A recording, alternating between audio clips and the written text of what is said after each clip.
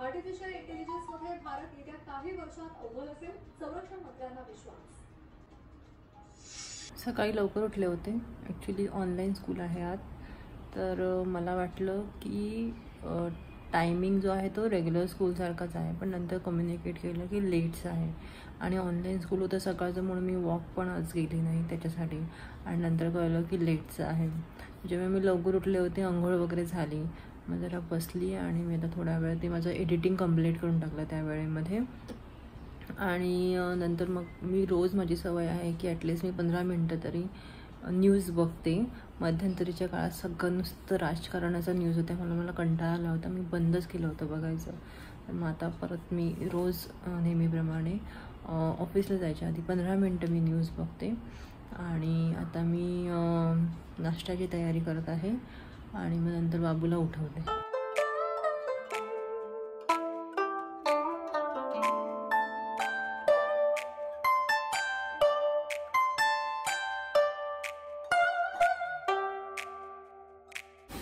चांगलं झालं।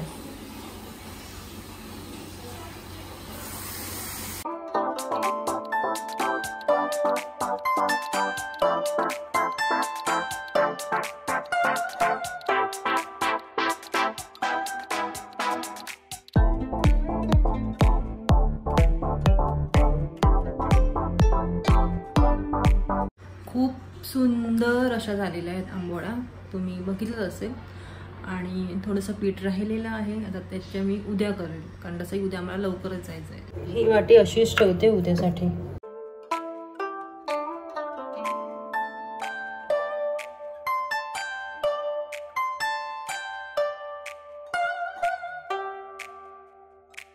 बाबू डस्टबिन घेऊन ये आतमध्ये।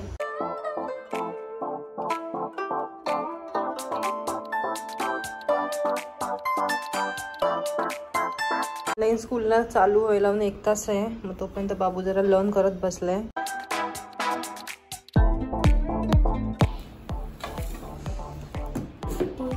आंबोळ्या पांबोळ्या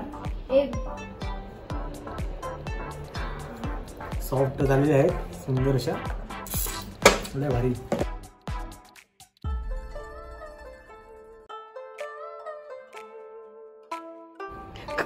कशा कशा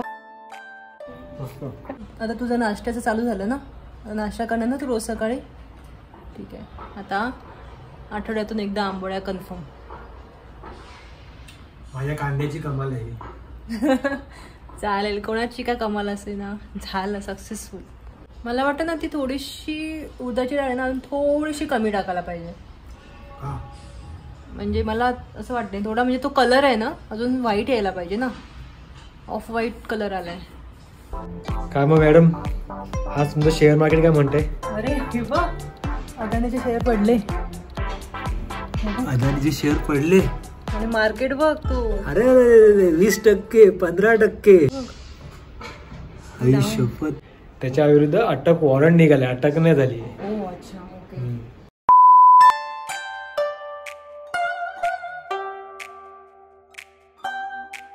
आज भेंड्याची भाजी माझ्या मुलाला प्रचंड आवडते आणि त्याने मला कालच सांगून ठेवलं की मला भेंड्याची भाजी खायची, तर आज भेंड्याची भाजी बनवत आहे।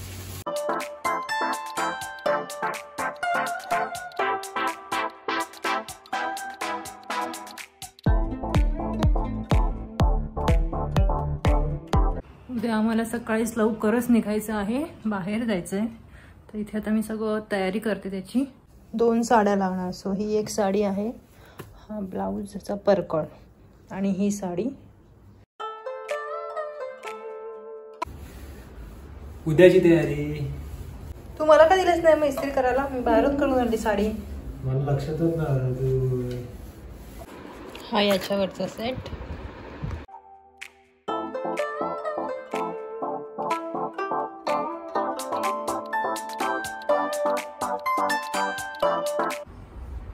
सकाळचे 6 वाजलेत, बाहेर दिसतंय तुम्हाला अंधार, डोळे उघडत नाही आहेत माझे, पण उठायला लागेल। पहिले माझं आवडते, मग बाबूला उठवते।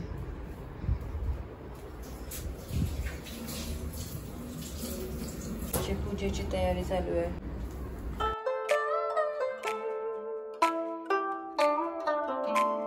बाहेर मस्त धुकं पडलं आणि छान थंडी चालू झाली आता. तर आता आंबोळ्या करायला किती आहे आणि चहा ठेवला आहे. हे कालच फोडून ठेवला होता नारळ, आता ह्याची चटणी पण करते. मला ना सकाळचा जो नाश्ता आहे ना तो पाहिजेच.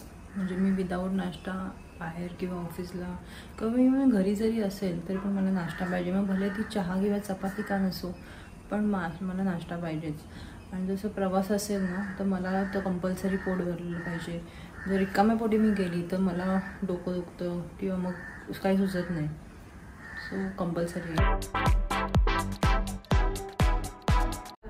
कपडे घालायचे नाही, ते डायरेक्ट घाल ना, काल काढलेलं व्हाईट टी शर्ट.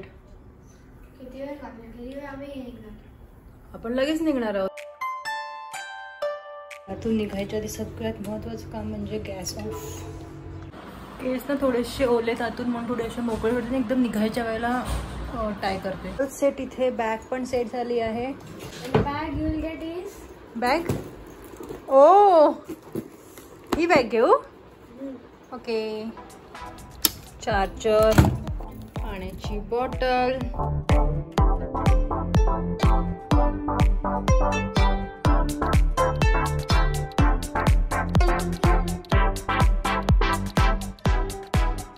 आता आम्ही डेपोमध्ये आलेलो आहोत बस पकडण्यासाठी. 8:45 वाजताच आम्ही पोहोचलो, कारण 9ची बस होती. पण बस काही येईना. एन्क्वायरी केली तर ते बोलले की थोड्याच वेळात येणार.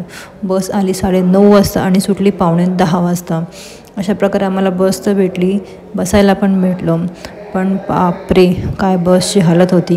म्हणजे अक्षरशः तर तो वास कवर केलं. नंतर माझ्या गुडघ्याला समोरच्या सीटचं ते बॅक लागून माझ्या गुडघ्यांची वाट लागली. अक्षरशः दुखत होते गुडघे भरपूर. आणि एस टीची अवस्था तर वाव एकदम मस्तच. ही खिडकी बघा, ही खिडकी किती वेळा बंद केलेली मी तरी परत ती ओपनच व्हायची. बस तर एवढी हलत होती, ती अक्षरशः होडीच वाटत होती ती. मी फुल स्वतःला कवर करून घेतलं. एन्जॉयेबल प्रवास अजिबातच नव्हता. बस मग उतरल्यावरती आता आम्ही शेअर ऑटोने पुढे जात आहोत.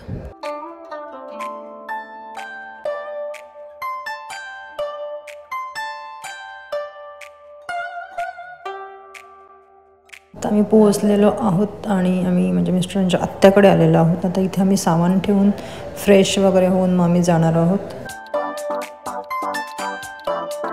आता आम्ही जरा फ्रेश झालो आहे आणि चाललो आहे. मागे आजोबा आहेत.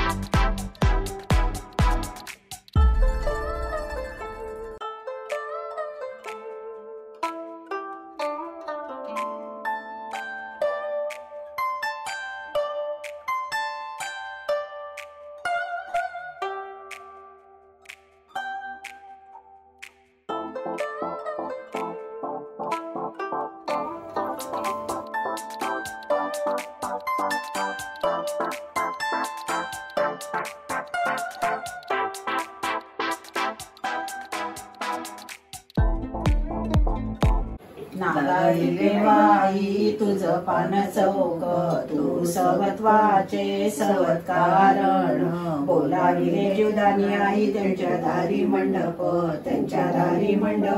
श्री शोभिवंत या ध्रुवावरती चौघी जाणी सारख्या नवरी बाई तेल चढवी.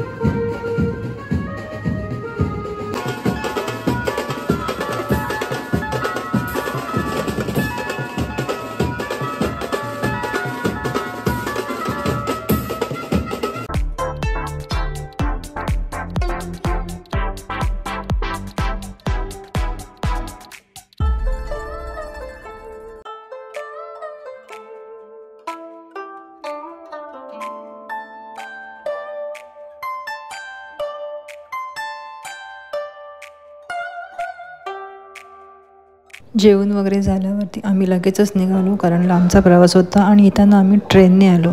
बरोबर 12च्या ठोक्याला आम्ही घरी पोहोचलो.